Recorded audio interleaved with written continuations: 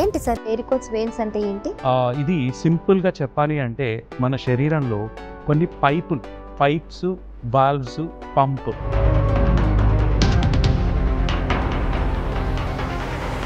సిరలు కేవలం varicose veins కి సంకేతమా? కాళ్ళు విపరీతంగా కాళ్ళు నొప్పులు పుడుతున్నాయని చెప్పడం, సాయంత్రం అయ్యేసరికి కాళ్ళు బరువుగా అనిపించడం, అలాగే పిక్కలు పట్టేసినట్టు అనిపించడం, కొంతమందికి తిమ్మిర్లు రావడం. ఏ వయసు నుంచి ఏ వయసు వరకు ఎక్కువగా వచ్చే సందర్భాలు ఉన్నాయంటారు? ఇది ఎక్కువగా వయసు పెరిగే కొద్దీ ఫుడ్ హ్యాబిట్స్ వల్ల ఒబెసిటీ, బరువు అనేది ఎక్కువ అవుతూ ఉంటారు. వాళ్ళల్లో కూడా వెరికోస్ వెయిన్స్ అనేది ఎక్కువగా కనిపిస్తుంటాయి.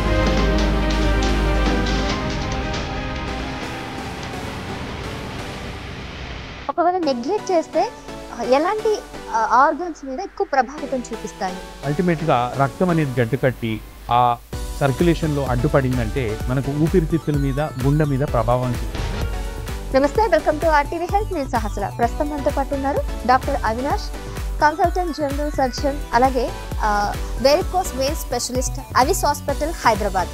సో వెరికోస్కి సంబంధించిన చాలా విషయాలు ఈరోజు ట్రెండింగ్లో ఉన్నాయి. దీని మీద కొన్ని ఇష్యూస్ కూడా నడుస్తున్నాయి. అలాగే అసలు వెరికోస్ ఏంటి అండ్ దీనికి సంబంధించిన ట్రీట్మెంట్ ఎలా ఉంటుంది, పూర్తి వివరాలు ఈరోజు వీడియోలో తెలుసుకుందాం. మరి డాక్టర్ గారితో మాట్లాడదాం. నమస్తే డాక్టర్. నమస్కారం అమ్మ.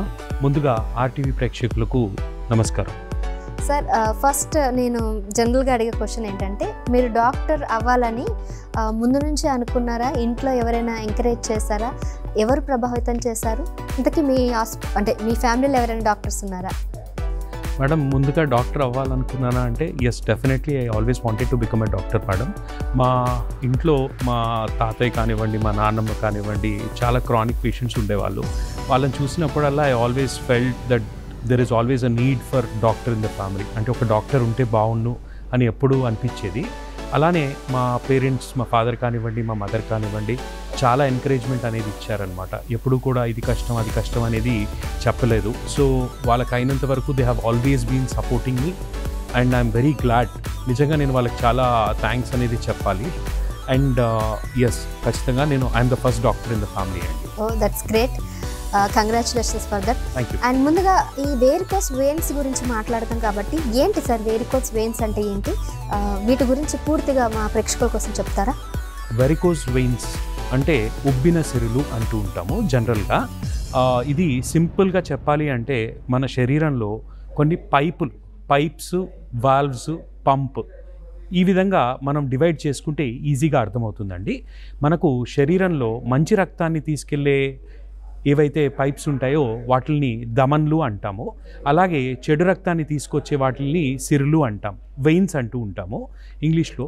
దీనికి వచ్చే ప్రాబ్లమే వారికోస్ వెయిన్స్ అంటాం. అంటే మన సిరులు అనేవి లావుగా అయ్యి ఉబ్బి బయట కనిపిస్తూ ఉంటాయి. వాటిని ఉబ్బిన సిరులు, వారికోస్ వెయిన్స్ అంటాము. అలా అని చెప్పి బయటకు కనిపిస్తేనే ఈ ప్రాబ్లం ఉందని కాదండి. కొంతమంది శరీరరీత్యా కొంతమందికి కనిపిస్తాయి, కొంతమందికి కనిపించవు. కనిపించకుండా కూడా ఇందులో ఏవైతే ప్రాబ్లమ్స్ ఉంటాయో అవన్నీ కూడా చాలామంది ఫేస్ చేస్తూ ఉంటారు. సో ఎప్పుడైతే ఇలా మనకు బయటకి లావుగా కనిపిస్తాయో అప్పుడు ఎమ్మటే రావడానికి వీలవుతుంది. సో ఇలా బయటకు కనిపిస్తున్నాయండి అని చెప్పి.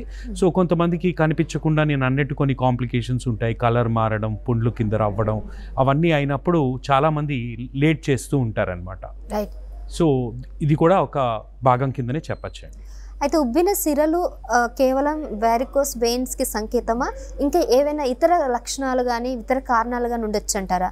సాధారణంగా ఈ ఉబ్బిన సిరులు అనే ప్రాబ్లము, వెరికోస్ వెయిన్స్ అనే ప్రాబ్లము ఎక్కువగా నిల్చొని పనిచేసే వాళ్ళకి, ఎక్కువగా కూర్చొని పనిచేసే వాళ్ళకి, బరువు ఎక్కువ ఉన్న వాళ్ళకి, పొడుగ్గా ఉన్న వాళ్ళకి, స్మోకింగ్ హ్యాబిట్స్ ఉన్న వాళ్ళకి, అలానే లేడీస్లో మనకు ప్రెగ్నెన్సీ టైంలో ఫస్ట్ టైం వచ్చి రావడం, అక్కడి నుంచి పెరుగుతూ ఉండడం, అలాగే మెనోపాజ్ దగ్గరగా ఉన్న వాళ్ళకి, పోస్ట్ మెనోపాజల్ ఏజ్ గ్రూప్లో కూడా ఇవి రావడానికి అవకాశాలు ఉంటాయి. అంటే కాదు సార్, లక్షణాలు ఏ విధంగా ఉంటాయని అంటున్నాను కేవలం. సో దీన్ని మనం విభజించాలంటే కొన్ని స్టేజెస్ ఉంటాయండి ఆ డిజీజ్లో. సో మనకు సాధారణంగా ఎక్కువ శాతం ప్రజెంట్ అయ్యేది కాళ్ళు విపరీతంగా కాళ్ళు నొప్పులు పుడుతున్నాయని చెప్పడం, సాయంత్రం అయ్యేసరికి కాళ్ళు బరువుగా అనిపించడం, అలాగే పిక్కలు పట్టేసినట్టు అనిపించడం, కొంతమందికి తిమ్మిర్లు రావడం, మంటలు రావడం, సూదులు పొడుస్తున్నట్టు అనిపించడం, దురదలు రావడం, ఇవన్నీ కూడా వెరికోస్ వెయిన్స్ లక్షణాలే.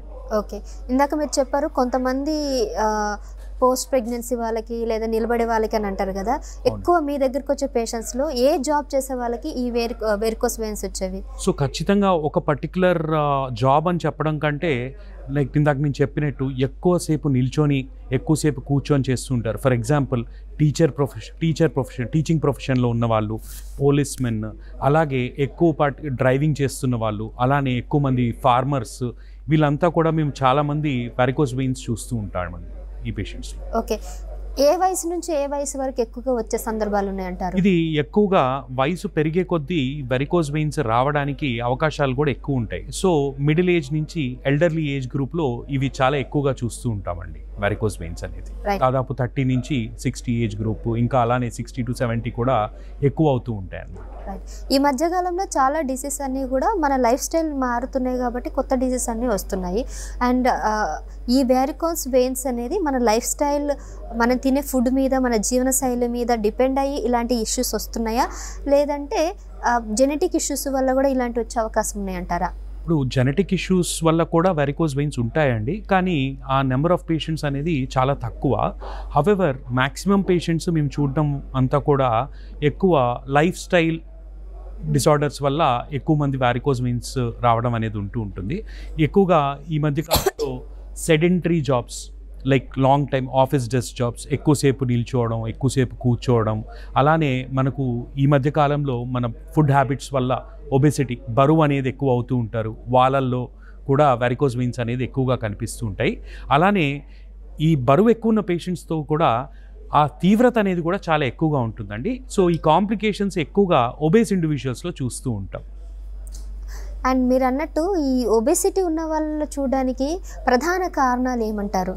ఇప్పుడు మనకు ఒబెసిటీ, బరువు ఎక్కువ ఉన్న వాళ్ళకి ఏమవుతుంది అంటే, మనకు అబ్డామినల్ ప్రెషర్ అనేది ఎక్కువ ఉండడం వల్ల కొంతవరకు ఆ ప్రెషర్ కూడా ఆ కాలంలో మనకు వాల్వ్స్ అనే వాటి మీద పడి కొంతవరకు వాల్వ్స్ అనేవి డ్యామేజ్ అవ్వడం జరుగుతూ ఉంటుందండి. సో దీనివల్ల రక్తం అనేది కూడా పూర్తిగా పైకి వెళ్లకుండా తిరిగి రిటర్న్లో వచ్చి కాళ్ళల్లో నిలువ ఉండిపోవడం, దానివల్ల ఆ ప్రెషర్ పెరిగి మనకు సిరులు ఉబ్బుగా అవ్వడం, అలానే దాని కాంప్లికేషన్స్ కాళ్ళు రంగు మారడం కానివ్వండి, పుండ్లు ఏర్పడడం కానివ్వండి, చాలా ఎక్కువగా ఉంటుంది. ఇందాక మీరు లక్షణాల గురించి చెప్పారు, ఎక్కువసేపు నిలబడ్డ వాళ్ళకి లేదంటే చాలా సెడెంటరీ జాబ్స్ ఉన్న వాళ్ళకి ఇవి వచ్చే అవకాశాలు ఉన్నాయి అంటున్నారు.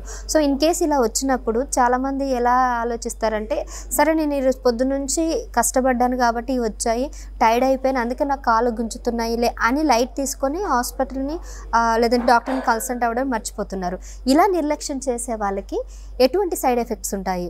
ముఖ్యంగా గుండెపైన ప్రభావితం పడే ఛాన్సెస్ ఉన్నాయని అంటున్నారు, నిజమేనా? ఎస్ మేడం, గుండె మీద ఎఫెక్ట్ రావడానికి అవకాశాలు ఉంటాయి. హవెవర్ అది ఒక రేర్ కాంప్లికేషన్, కానీ అలా అని చెప్పి అసలు అవ్వకుండా ఉంటుంది అని చెప్పలేం. సో ఎవరికి ఈ complication deep vein thrombosis, pulmonary thromboembolism అంటూ ఉంటాము, అలాంటిది ఏదైనా అయితే హార్ట్ మీద ఎఫెక్ట్ చూపించడానికి అవకాశాలు ఉంటాయి. సో అది ఎవరిలో అవుతుంది అనేది ప్రెడిక్ట్ చేయడం చాలా కష్టం అండి. హవెవర్ రేర్ కాంప్లికేషన్ అది, అలా అని చెప్పి నెగ్లెక్ట్ కూడా చేయకూడదు మనం.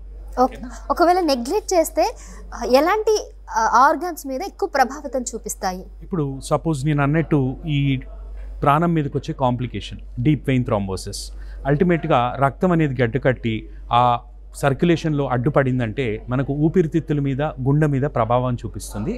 సో అల్టిమేట్గా ప్రాణం మీదకి వస్తుందండి అది.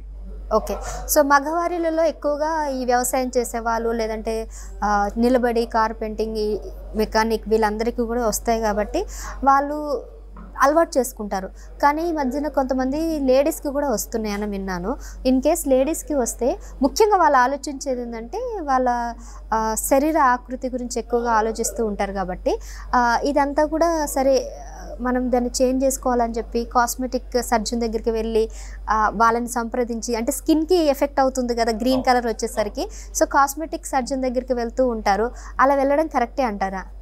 ఇప్పుడు ఇందులో మనం మాట్లాడాల్సుకున్న విషయం ఏంటంటేనండి, ఇప్పుడు ఈ చిన్నపాటి వెయిన్స్ చర్మం పైన కనిపిస్తూ ఉంటాయి, స్పైడర్ వెయిన్స్ అంటూ ఉంటాం. హవెవర్ దాంతోపాటు ఎక్కువగా లేడీస్లో మనకు సిమ్టమ్స్ అనేవి ఎక్కువగా ఉంటాయండి. ఎందుకంటే సింపుల్ కాన్సెప్ట్ ఏంటంటే, men ten to neglect a lot. Okay. So చిన్నపాటి పెయిన్ కూడా ఎక్కువగా నెగ్లెక్ట్ చేస్తూ ఉంటారు. However in women pain capacity అనేది కూడా రిలేటివ్లీ తక్కువగా ఉంటుంది అనమాట. సో దానివల్ల ఏమవ్వచ్చు అంటే కాళ్ళు సాయంత్రం అయ్యేసరికి కాళ్ళు నొప్పులు పుట్టడం. ఇన్ఫ్యాక్ట్ మేము ఎక్కువగా ఆఫ్ లేట్ లేడీస్లో ఎక్కువగా వారికోస్ వెయిన్స్ అనేది చూస్తూ ఉంటామండి. సో చాలామంది ఏమనుకుంటారంటే ఇది కేవలం ఒక కాస్మెటిక్ ఇష్యూ అలాగా కన్సిడర్ చేస్తూ ఉంటారు. నిజానికి చెప్పాలి అంటే కాస్మెటిక్ ఇష్యూ కంటే ఎక్కువ అండర్లయింగ్ ఒక సీరియస్ పెథాలజీ, అంటే ఒక సీరియస్ ప్రాబ్లము పెరుగుతోంది అనేది మనం గ్రహించాలి. సో ఎప్పుడైతే మనకు చర్మం పైన అలాగా ఆ సిరులు అనేవి కనిపిస్తూ ఉంటాయి, అలానే ఇందాక నేను చెప్పిన సిమ్టమ్స్ అన్నీ కూడా కాళ్ళు బరువుగా అనిపించడం, నిద్రలో పిక్కలు పట్టేయడం, తిమ్మిర్లు రావడం, సూదులు పొడుస్తున్నట్టు అనిపించడం, ఇలాంటివి ఉన్నప్పుడు దాన్ని ఒక కాస్మెటిక్ సమస్య కంటే ఎక్కువ ఒక మేజర్ ప్రాబ్లం కింద దాన్ని కన్సిడర్ చేసి వెంటనే వచ్చి కన్సల్ట్ చేస్తే దానికి ఉన్న స్టేజ్ బట్టి లేకపోతే ఆ తీవ్రతను బట్టి వాళ్ళు ఎంతగా ఇబ్బంది పడుతున్నారో దాన్ని బట్టి ఫర్దర్ డెసిషన్ అనేది తీసుకొని ట్రీట్మెంట్ అనేది ఇవ్వడానికి వీలవుతుందండి. కొందరు ముందుగానే గుర్తించి ఎర్లీ స్టేజ్లో మిమ్మల్ని కన్సల్ట్ అయ్యారనుకోండి, మెడికేషన్ కన్నా ఈ స్టాకింగ్స్ని సజెస్ట్ చేస్తున్నారు అంటున్నారు కదా, ఎందుకని అసలు ఆ ప్రాసెస్ ఎలా ఉంటుంది? ఇప్పుడు మనకు వెరికోస్ వెయిన్స్లో ట్రీట్మెంట్ భాగానికి వచ్చేసరికండి, ఇందాక చెప్పినట్టు పేషెంట్ సిమ్టమ్స్ బట్టి క్వాలిటీ ఆఫ్ లైఫ్ ఇది ఒక చాలా పెద్ద ఇంపార్టెంట్ కాన్సెప్ట్ అండి. ఒక పర్టిక్యులర్ ప్రాబ్లం ఉంది పేషెంట్కి, దానివల్ల ఆయన చేసే పని ఎంతవరకు ఎఫెక్ట్ అవుతుంది, నైట్ పడుకున్నప్పుడు క్వాలిటీ ఆఫ్ స్లీప్ నిద్ర ఎంతవరకు ఎఫెక్ట్ అవుతుంది. అలానే కొంతమందికి ఇందాక నేను చెప్పినట్టు స్పైడర్ వెయిన్స్ ఉండడం వల్ల కొంతమందికి, చాలామందికి ఇన్ఫ్యాక్ట్ లేడీస్లో ఎక్కువగా చూస్తూ ఉంటామండి, సోషల్ ఫోబియా అనేది కూడా డెవలప్ అవుతూ ఉంటుంది. ఎందుకంటే మేము ప్రాక్టీస్లో చూస్తూ ఉంటాం అనమాట, సార్ దీనివల్ల మేము కొన్ని ఫంక్షన్స్కి అటెండ్ అవ్వలేకపోతున్నామండి, చాలా ఇబ్బందిగా ఉంది అంటూ ఉంటారు. సో ఇందులో కన్సిడర్ చేయాల్సింది ఏంటంటే చాలా ఫ్యాక్టర్స్ ఉంటాయండి. కొంతమంది ఇనీషియల్ స్టేజెస్లో ఉన్నా కూడా సిమ్టమ్స్ అనేవి ఎక్కువగా ఉంటాయి. అలానే కొంతమందికి ఈ సిమ్టమ్స్ వల్ల రాత్రులు సరిగ్గా నిద్రపోలేరు. సో ఇదంతా కూడా వాళ్ళ క్వాలిటీ ఆఫ్ లైఫ్ ఎఫెక్ట్ అవుతుంది బాగా. సో వాళ్ళు చేసుకునే జాబ్ కూడా కొంతవరకు దానివల్ల ఎఫెక్ట్ అవుతూ ఉంటుంది అనమాట. సో ఆ విధంగా చూసి మనము ఆ స్టేజింగ్ బట్టి, సిమ్టమ్స్ బట్టి ఫర్దర్ ట్రీట్మెంట్ అనేది చెప్తూ ఉంటాం. సో స్టార్టింగ్ స్టేజ్లో ఉన్న వాళ్ళకి దానికి ఏం చెప్తామంటే కొద్దిపాటి మందులు అనేవి కొంతవరకు హెల్ప్ చేస్తాయండి. ఏ విధంగా పీనో యాక్టివ్ ఏజెంట్స్ అంటూ ఉంటాము, కామన్గా డాఫ్లాన్ అనే మెడికేషన్ పెడుతూ ఉంటాము.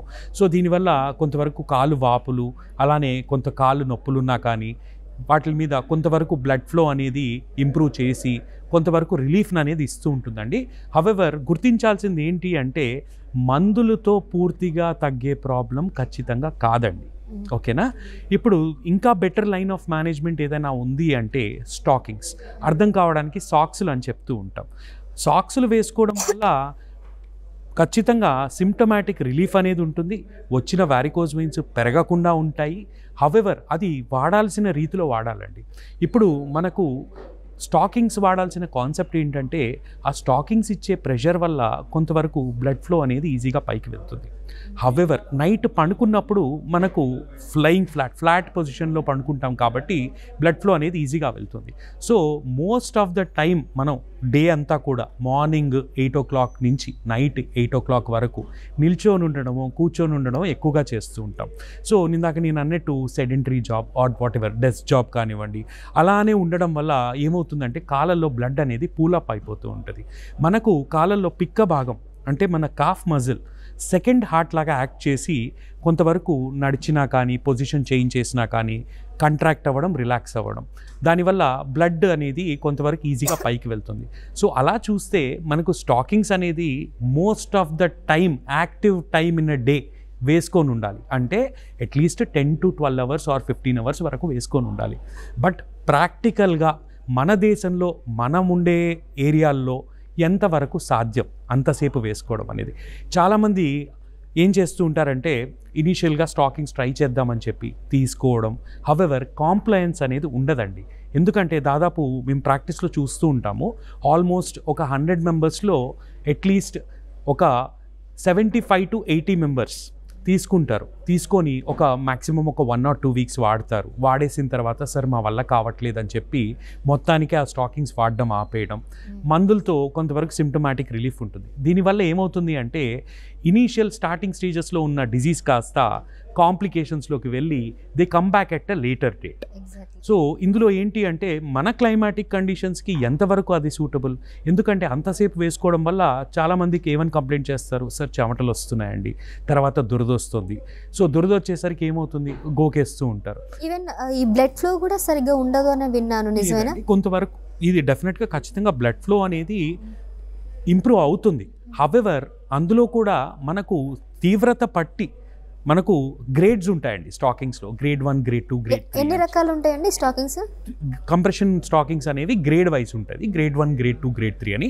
అలాగే ఆ మెటీరియల్ పట్టి కూడా రకరకాలు ఉంటాయి, నైలాన్ అని చెప్పి, ఎలాస్టిక్ అని చెప్పి, కాటన్ మిక్స్డ్ అని చెప్పి ఉంటూ ఉంటాయి. సో మనకు గ్రహించాల్సింది ఏంటి అంటే పేషెంట్ వచ్చిన స్టేజ్ ఏంటి. ఇప్పుడు పుండుతో వచ్చిన పేషెంట్ స్టాకింగ్స్ ఖచ్చితంగా వాడలేడు, అవునా? ఇప్పుడు ఇంత లావుగా సిరులు మొత్తం కనిపిస్తూ ఉంటాయి, ఆల్రెడీ వాళ్ళకి స్కిన్ చేంజ్ అనేది స్టార్ట్ అయ్యి ఉంటుంది, దురదలు వస్తూ ఉంటాయి. దానిపైన స్టాకింగ్స్ వేసుకోవడం వల్ల ఏమవుతుంది అంటే వాళ్ళకి ఇంకా ఆ దురద అనేది ఎగ్రివేట్ అవ్వడం, ఒక్కొక్కసారి గోకేస్తూ ఉంటారు. గోకేసినప్పుడు ఒక్కొక్కసారి చాలామంది పేషెంట్స్ నోటీస్ చేస్తూ ఉంటాం, బాత్రూమ్కి స్నానానికి వెళ్ళినప్పుడు ఇలా కాళ్ళు గోకేసుకొని బయటకు వచ్చేసరికి ఒక పూల్ ఆఫ్ బ్లడ్ ఉండడం చాలా కామన్గా నోటీస్ చేస్తూ ఉంటామండి. సో ఇనీషియల్ స్టేజెస్లో డెఫినెట్లీ స్టాకింగ్స్ అనేది చాలా సిమ్టమాటిక్ రిలీఫ్ ఉంటుంది, అలాగే పెరగకుండా కూడా హెల్ప్ చేస్తాయి. కానీ గ్రహించాల్సింది ఏంటంటే ఆ పేషెంట్ స్టేజ్ పట్టి అండ్ ఎస్పెషలీ ఓల్డ్ ఏజ్లో ఎల్డర్లీ పీపుల్, ఇప్పుడు 60 ఏళ్ళు దాటిన వాళ్ళకి కొంతవరకు డిజీజ్ అనేది కూడా తీవ్రత కొంచెం ఎక్కువగానే ఉంటుంది. అప్పటికి స్కిన్ అనేది బాగా పల్చబడిపోయి ఉంటుంది, థిన్నింగ్ అయిపోయి ఉంటుంది.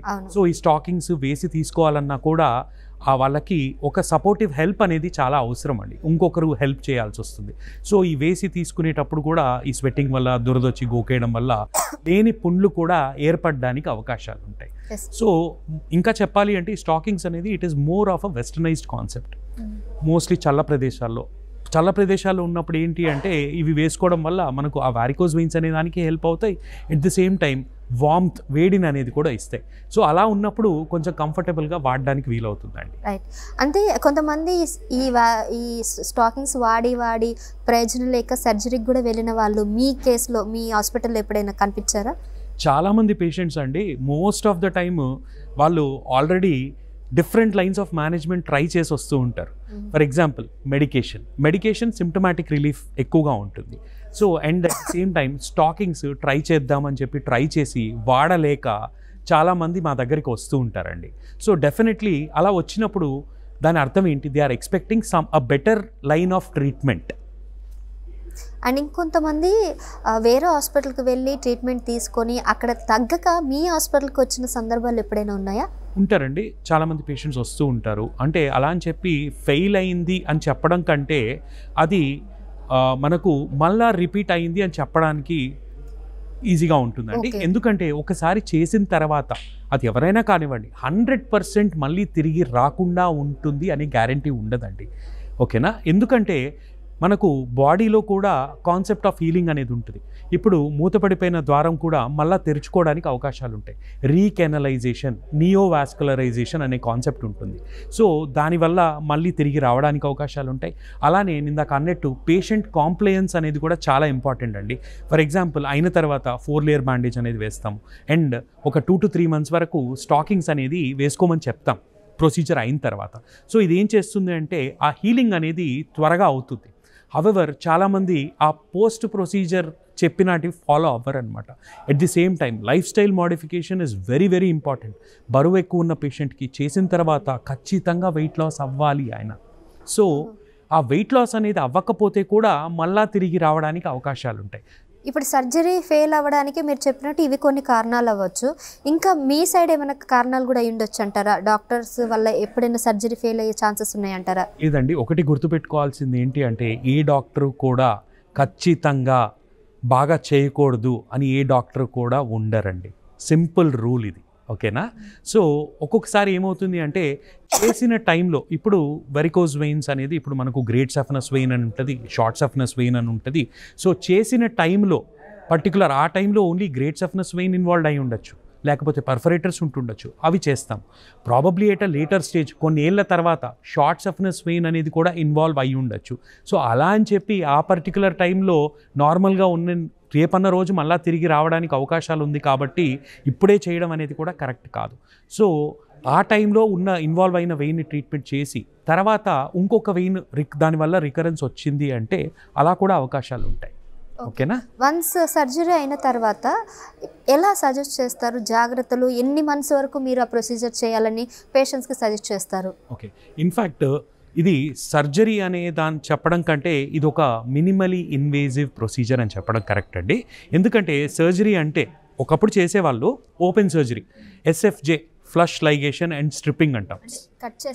కట్ చేసి తీసేవాళ్ళండి. తొడ దగ్గర నుంచి చిన్న కట్ చేసి లోపల ఈ కనెక్షన్స్ అన్నిటినీ కూడా కట్ చేసి కుట్లేసేసి అలానే ఎంతవరకు వీలైతే అంతవరకు ఆ పర్టికులర్ సిరిని లాగేస్తూ ఉంటాం. స్ట్రిప్పింగ్ అంటాం అనమాట.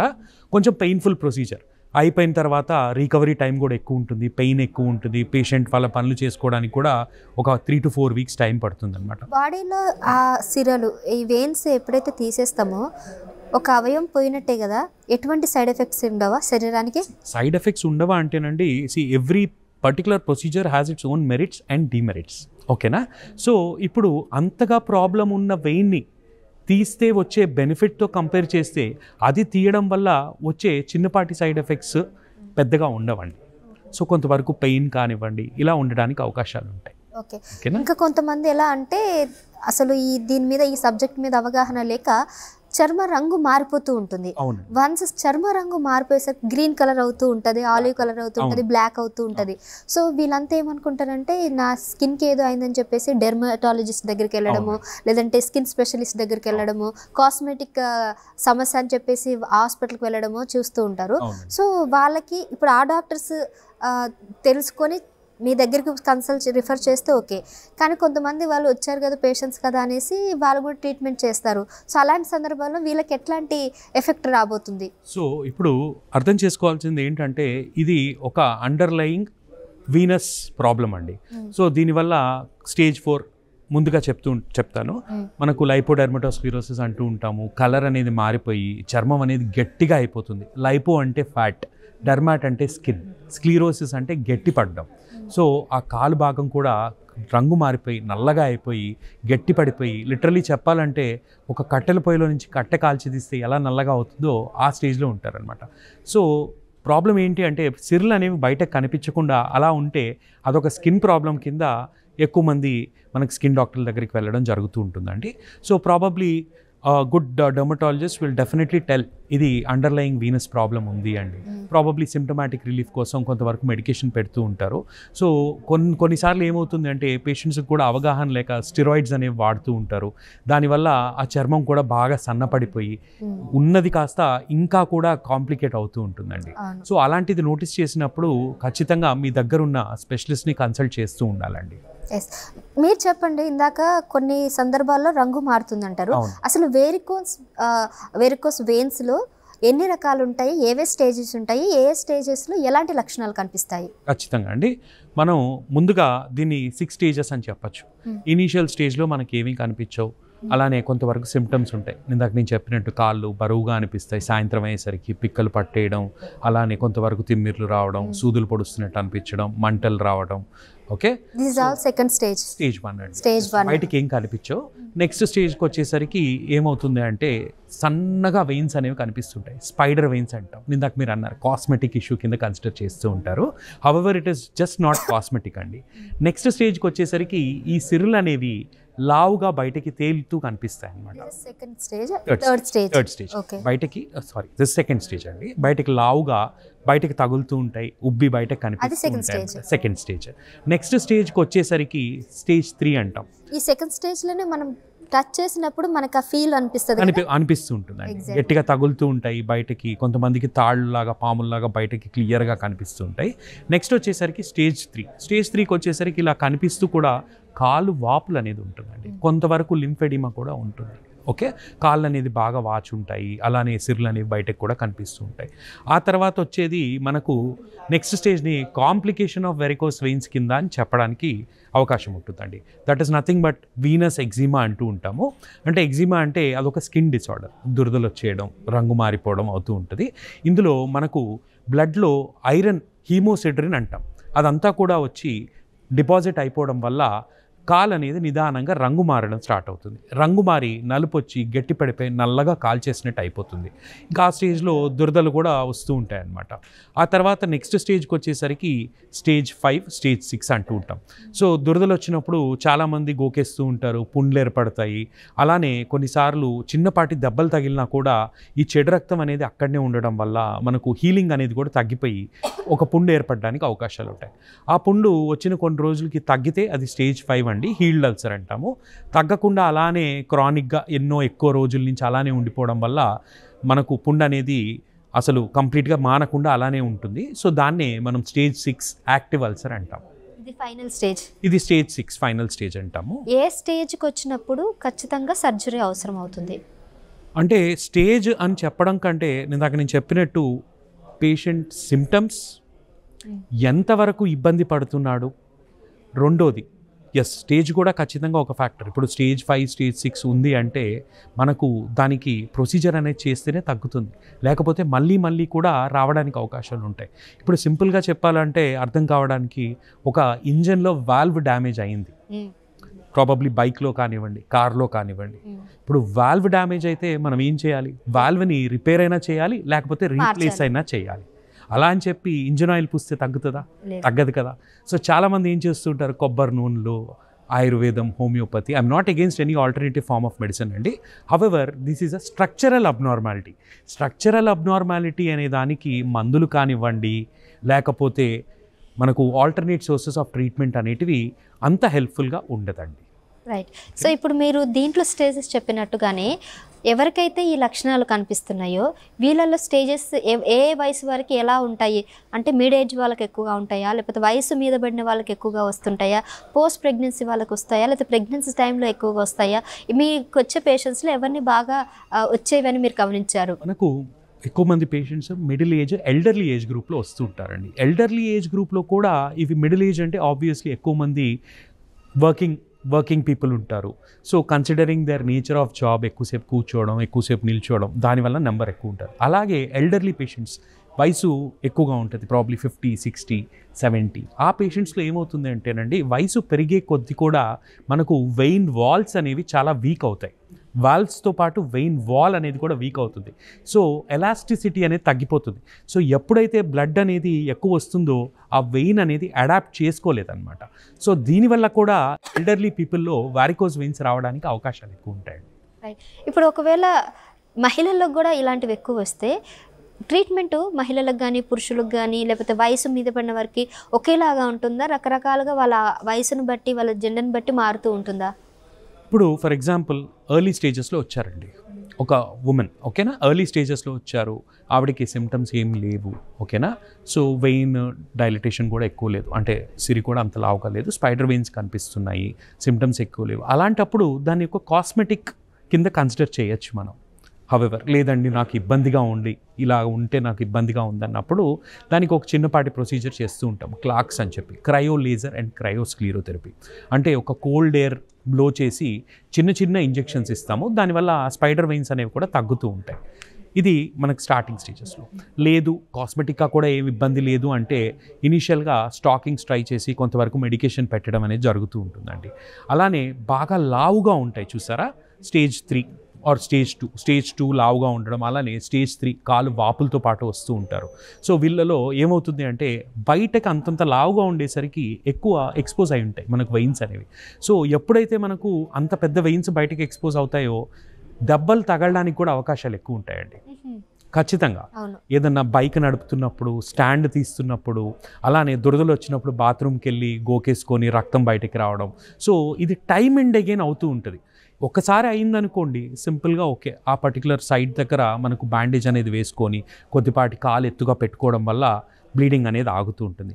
అలా అని చెప్పి టైమ్ అండ్ అగైన్ అవుతూ ఉంటే దానికి we need to take a definitive solution for it. So అలాంటి వాళ్ళకి మనం మినిమల్ ఇన్వేజివ్ ప్రొసీజర్ ద్వారా అది ఈవీఎల్టీ ఎండోవీనస్ లేజర్ అబ్లేషన్, అలాగే ఎండోవీనస్ రేడియో ఫ్రీక్వెన్సీ అబ్లేషన్ అంటూ ఉంటాము. ఫోమ్ స్క్లీరోథెరపీ కూడా ఇస్తాము. At the same time VenaSeal glue అంటాము, ఒక చిన్నపాటి బంక లాంటి ఎక్కిస్తూ ఉంటాము, గ్లూ అంటాము.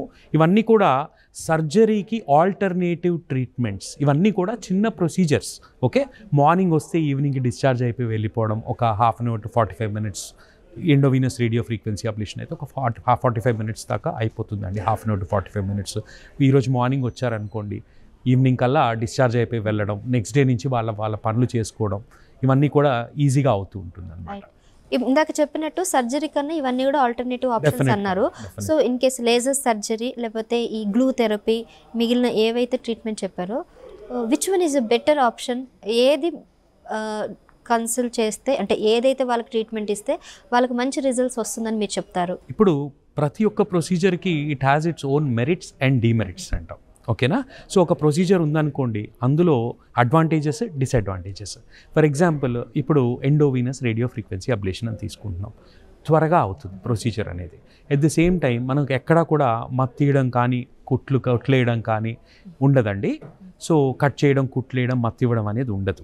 సో హవెవర్ దీనికి చిన్నపాటి ఇంజెక్షన్స్ ఇస్తూ ఉంటాం, లోకల్ అనస్థీషియా, అంటే ఆ పర్టికులర్ సైట్ దగ్గర నొప్పి తెలియకుండా ఉండడానికి.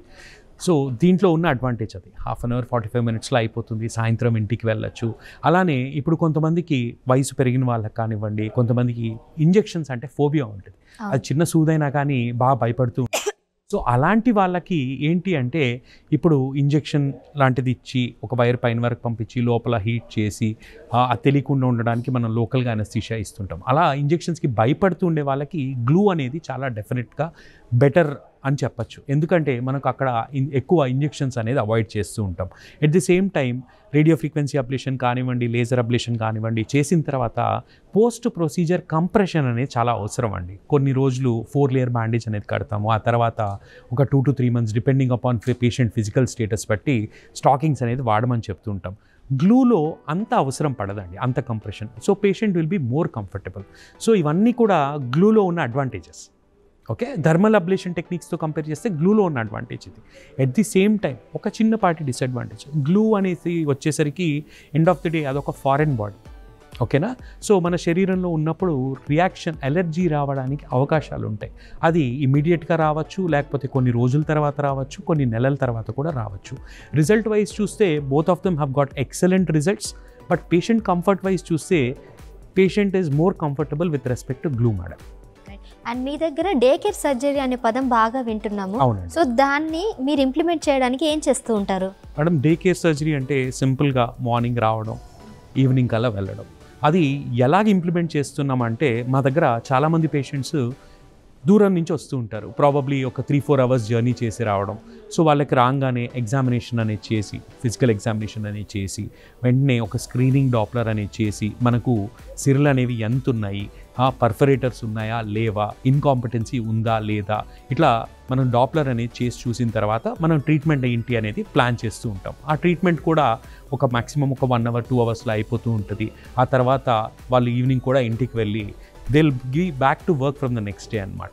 రైట్. సో ఫైనల్గా సార్, మీ దగ్గర ట్రీట్మెంట్ చేయించుకున్న వాళ్ళకి, లేకపోతే ఎవరికైనా ఇలాంటి ఇష్యూస్ ఉన్న వాళ్ళకి ఎలాంటి సజెస్ట్ చేస్తారు మా ఛానల్ ద్వారా? ఖచ్చితంగా అండి, నేను ఇందాక చెప్పిన లక్షణాలు కానివ్వండి, సిమ్టమ్స్ కానివ్వండి, ఇలా కాళ్ళు రంగు మారడం కానివ్వండి, మీరు వెంటనే మీ దగ్గర ఉన్న ఒక వారికోస్ స్పెషలిస్ట్ని కన్సల్ట్ చేయాలండి. ఒకవేళ ట్రీట్మెంట్ జరిగిన తర్వాత ఎట్లా వాళ్ళకి జాగ్రత్తలు చెప్పాలి? ఇప్పుడు ట్రీట్మెంట్ జరిగిన తర్వాత అంటే kindly follow your doctors advice. బరువు ఎక్కువ ఉన్నారు, ఖచ్చితంగా బరువు తగ్గాలి. At the same time compliance అనేది, అంటే చెప్పింది ఫాలో అవ్వడం అనేది చేయాలండి. సాక్స్లు కానివ్వండి, అది let it be for 1 month or 2 months ఖచ్చితంగా వాడాలి అండి. ఎట్ ది సేమ్ టైం మనకు లైఫ్ స్టైల్ మోడిఫికేషన్స్ కూడా చాలా అవసరం అండి. స్మోకింగ్ లాంటి హ్యాబిట్స్ ఉన్నా కానీ అది కట్ డౌన్ చేయడం, ఇవన్నీ కూడా చాలా ఇంపార్టెంట్. రైట్ డాక్టర్, చాలా ఇంపార్టెంట్ థింగ్స్ అన్నీ కూడా మాతో షేర్ చేసుకున్నారు. తెలియని విషయాలన్నీ కూడా మాతో అన్నీ కూడా క్లారిఫై చేశారు. Thank you so much. And చూసారు కదండి, డాక్టర్ అవినాష్ గారు చెప్పినటువంటి డీటెయిల్స్ అన్నీ కూడా వారికోస్ వీన్స్కి సంబంధించిన అంత ఇన్ఫర్మేషన్ అంతా కూడా చాలా క్లుప్తంగా వివరించారు. సో దీనికి సంబంధించిన ఇంకా ఎటువంటి సందేహాలు ఉన్నా కూడా మీరు తప్పకుండా మమ్మల్ని కన్సల్ట్ అవ్వండి. కింద కామెంట్స్ పెట్టండి, కింద మీ డౌట్స్ అన్ని కూడా అడగండి. ఈ డౌట్స్ అన్ని కూడా క్లారిఫై చేయడానికి మరోసారి డాక్టర్ అవినాష్ గారితో మరో వీడియోలో మళ్ళీ కలుద్దాం. Keep watching RTV health. నమస్కారం. Local to global news at your finger tips. మీ చేతిలో ఒక ఆయుధం. Download R TV app. Media legend Ravi Prakash is back.